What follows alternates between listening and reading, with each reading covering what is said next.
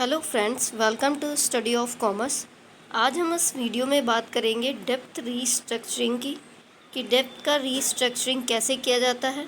ठीक है, और हम दो मेथड्स की भी बात करेंगे जो कि आरबीआई ने इवॉल्व किया है। ठीक है, वो दो मेथड्स हैं आपके एसडीआर और सीडीआर। हम इन दोनों के बीच में जो मेजर डिफरेंसेस होते हैं वो भी देखेंगे। लेकिन इससे पहले हमारे लिए ये समझना ज़रूरी है कि डेप्थ रीस्ट्रक्चरिंग का मतलब क्या होता है। ठीक है, तो चलिए स्टार्ट करते हैं। Debt restructuring is a method used by companies to avoid default on existing debt।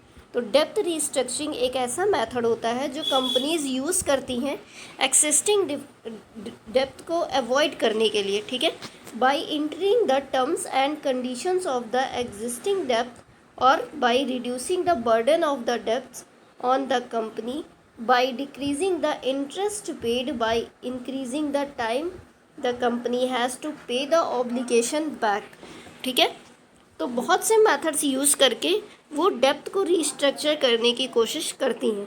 तो डेप्थ रीस्ट्रक्चरिंग का सिंपल मेथड ये है कि कंपनीज जो है, जो उनके यहाँ डेप्थ होते हैं, उसको रीस्ट्रक्चर करती हैं कि किसी तरह वो पे हो जाए। ठीक है, इन इंडिया आरबीआई अनाउंस्ड और evolve the two main depth restructuring scheme such as strategic डेप्थ restructuring and corporate depth restructuring.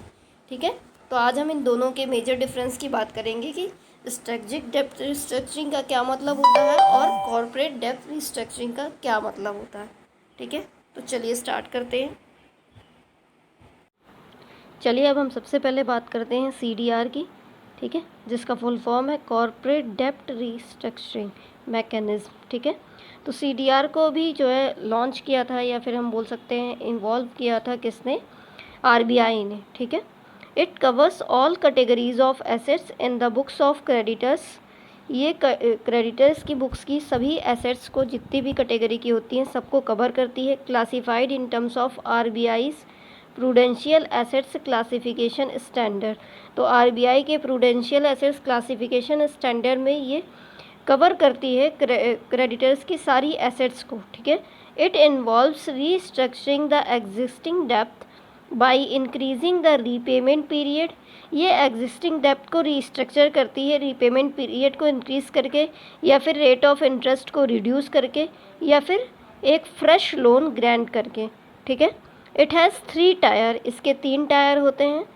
ठीक है, 3 tier structure which include CDR cell, empowered group and standing forum. तो 3 टायर होते हैं, एक आपका CDR cell, दूसरा आपका एम्पावर्ड ग्रुप और तीसरा आपका standing forum. The final decision on restructuring is taken by standing forum. तो जो फाइनल डिसीजन होता है वो कौन लेता है? सीडीआर में स्टैंडिंग फोरम लेता है। ठीक है, चलिए अब हम बात करते हैं एसडीआर की। अभी हम सीडीआर को समझे थे, अब हम एसडीआर को समझेंगे, जिसका फुल फॉर्म है स्ट्रेटजिक डेप्थ रीस्ट्रक्चरिंग स्कीम। ठीक है, the scheme covers assets which have been restructured by CDR. तो ये ऐसी एसेट्स को कवर करती है, इस स्कीम में ऐसी एसेट्स को कवर किया जाता है जिसको पहले ही सीडीआर ने रीस्ट्रक्चर कर रखा है। ठीक है, और any other restructuring exercise undertaken by the companies, या कोई भी और चीज़ पे, एसेट्स पे रीस्ट्रक्चरिंग एक्सरसाइज हो चुकी है तो उसको ये अपनी एसेट्स में कवर करती है एसडीआर। ठीक है, क्योंकि सीडीआर पहले लॉन्च हुआ था, उसके बाद एसडीआर आया है। It provides for conversion of डेप्थ into equity by the lenders. ये प्रोवाइड करती है डेप्थ का इक्विटी से कन्वर्जन लेंडर्स को। ठीक है, the lenders from a joint lenders forum, जो लेंडर्स होते हैं ज्वाइंट लेंडर्स फोरम को, to decide on the conversion of डेप्थ into equity as per the scheme. तो इस स्कीम के तहत जो lender forum, joint lender forum होती है, वही डिसाइड करती है कन्वर्जन डेप्थ का इक्विटी से। ठीक है, यहाँ पर DEBT होगा, DEPTH नहीं होगा, ये बाय मिस्टेक प्रिंट हो गया है। ठीक है, तो इसको आप डेप्थ ही समझिएगा, DEPBT।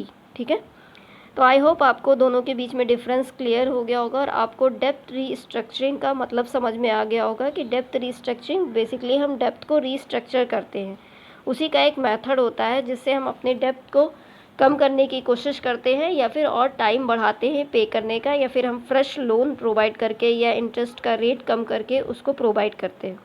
तो अगर आपको ये वीडियो पसंद आया हो तो इसको लाइक कर दीजिएगा, शेयर कर दीजिएगा ताकि और भी लोग देख सकें, ठीक है। आगे की वीडियोस देखने के लिए चैनल को सब्सक्राइब कर दीजिएगा। Thanks for watching.